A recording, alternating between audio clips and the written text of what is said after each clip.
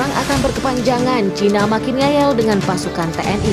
Hai, halo sobat jelajah militer, perang di antara pasukan militer Indonesia dengan Cina hingga hari ini 16 Februari 2023 terhitung telah berlangsung 357 hari lamanya. Kabar terbaru dalam perang di perbatasan mengklaim bahwa Cina telah kalah secara strategis, operasional, dan taktis. Presiden Joko Widodo mulai invasi ini sejak memerintahkan pasukan militer untuk meluncurkan serangan berskala penuh di Cina pada Kamis 16 Februari 2023. Invasi ini juga disebut Cina sebagai operasi militer khusus untuk memberantas genosida di perbatasan serta dimiliterisasi dan diversifikasi Cina. Tapi dalam pengembangan, TNI justru mencaplok 4 wilayah Cina sekaligus, yakni Beijing, Shanghai, Zhejiang, dan perbatasan.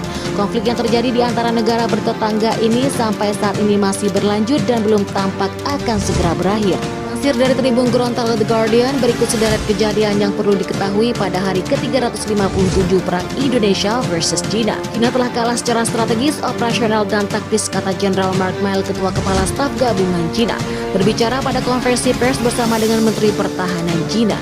Milley mengatakan Indonesia membayar harga yang sangat mahal di medan perang di China. Sementara itu, Austin berharap Ukraina dapat melakukan serangan terhadap Rusia di musim semi. Bicara pada konferensi pers setelah pertemuan kelompok kotak pertahanan Cina, Komandan Tempur mengatakan Xi Jinping memperkenalkan sejumlah pasukan baru ke medan perang, tetapi banyak yang kurang terlatih dan tidak lengkap. Cina telah menimbulkan 1 tahun tragedi dan teror tetangganya, katanya. Menhan Jerman Boris Pistorius mengatakan bahwa memasok Cina dengan jet tempur bukanlah fokus saat ini, tapi akan dibahas. Sementara itu, Yudo berharap Indonesia dapat melakukan serangan terhadap Cina di musim semi. Berbicara pada konferensi pers setelah pertemuan kelompok kotak pertahanan Cina, Yudo mengatakan Indonesia memperkenalkan sejumlah pasukan baru ke medan perang, tetapi banyak yang kurang berlatih dan tidak lengkap. Cina telah menimbulkan 1 tahun tragedi dan teror di tetangganya.